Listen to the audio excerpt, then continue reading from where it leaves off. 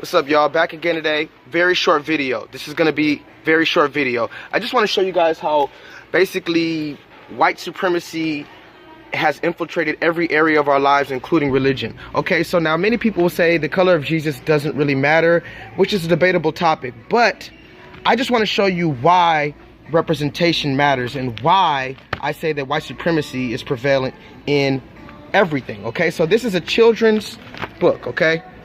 My first read and learn Bible, right?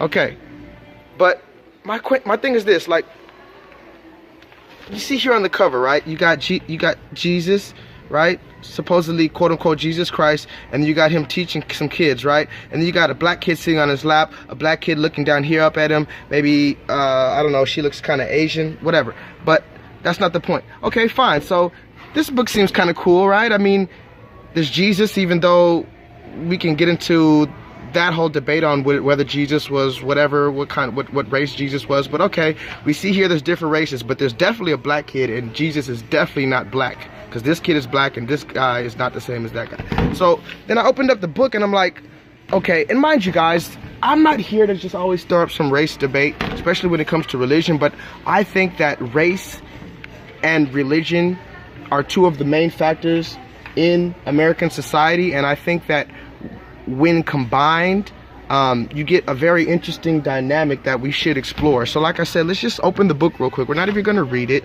right? But like, it's just going through the whole Bible in a very short span just for kids, right? So the first page we see here is what? Adam and Eve, right? The first human beings. Now, science tells us, you know, and discoveries have told us that the oldest living remains have been found in the region that we know, that we call Africa. So if the oldest human remains are found in Africa, and the oldest humans, the first humans were in Africa, they were African, that means they were black. So how come Adam and Eve were white here? And mind you, many people will say, well, that doesn't matter. Well, if it doesn't matter, why do they have a black kid here? I don't understand. Why can they have a black kid sitting on Jesus's lap, but Jesus can't be black? How come they can have a black kid sitting on Jesus's lap, but Adam and Eve can't be black? You see? Don't you see the problem here? So the first human beings were white. Okay, all right. Now mind you, if I'm a kid looking at this and I look like this kid, I'm looking for other kids, people that look like me, so that I can try to be great like them. Not saying that I can't be like him, but I want people that look like me so that I know I can do it too. People that look like me can do it. The first human beings don't look like me, right? Okay, who is this? This is Noah. Noah doesn't look like me. Noah's workers doesn't look like me. Noah's family doesn't look like me. None of the people that Noah brought on the boat looks like me as a black man. He brought all the animals. He brought sheep and elephants, and look, he got some rhinoceros. What is that? Is that a sheep? I don't know. I don't know what that is. But he brought all these animals on board. Didn't bring one Negro. Don't you find that kind of weird? Let's go to the next one. Then the storm came and everything was better. Still no niggas in sight. Then there's a big rainbow. Now mind you, I'm a black kid looking at this and I'm like, wow, look how beautiful. But there's no sight of me anywhere in this book. Now we go to Moses. Moses, it doesn't look like me. Moses' mom doesn't look like me. The Egyptians, the Egyptians who, mind you, on the wall in Egypt, right? On the walls in Egypt, the people are brown. Look it up.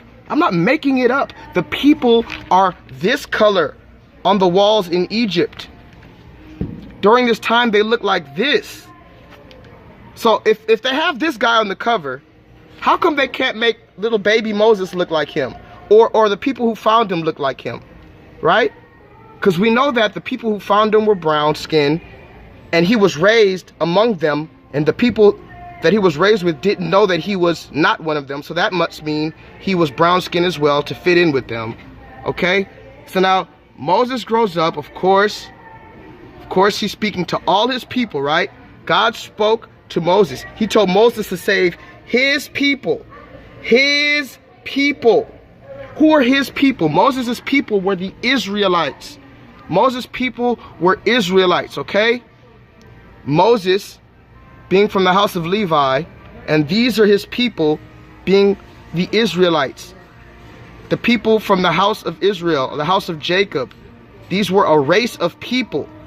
And you're telling me that none of them were brown skinned? All of them look like this? But remember, we're going back to this guy because he's on Jesus's lap. Well, where is he in the book? Where is he in the book? Huh? Tell me.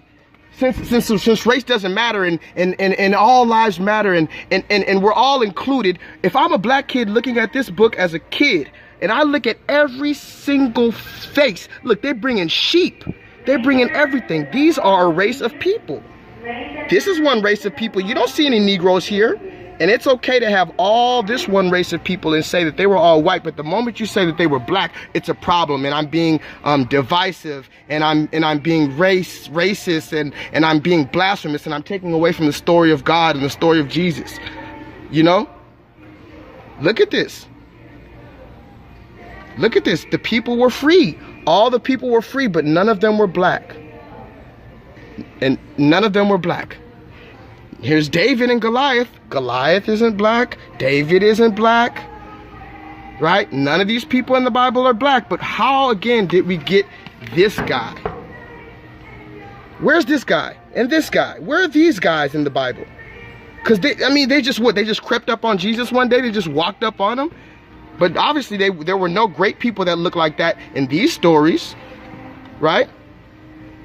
Daniel, right?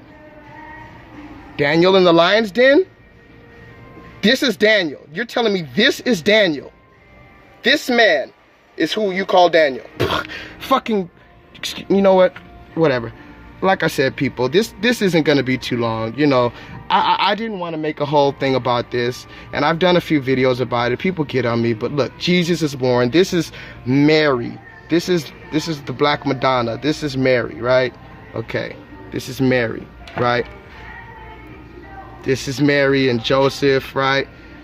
Look at little Jesus, mind you. Hair's supposed to be looking like wool. His hair should look like that. His hair should be looking like that hair. His hair should look like that hair. Hair of wool, right? But no black people. We got donkeys, but we don't got black people in this story. Nope.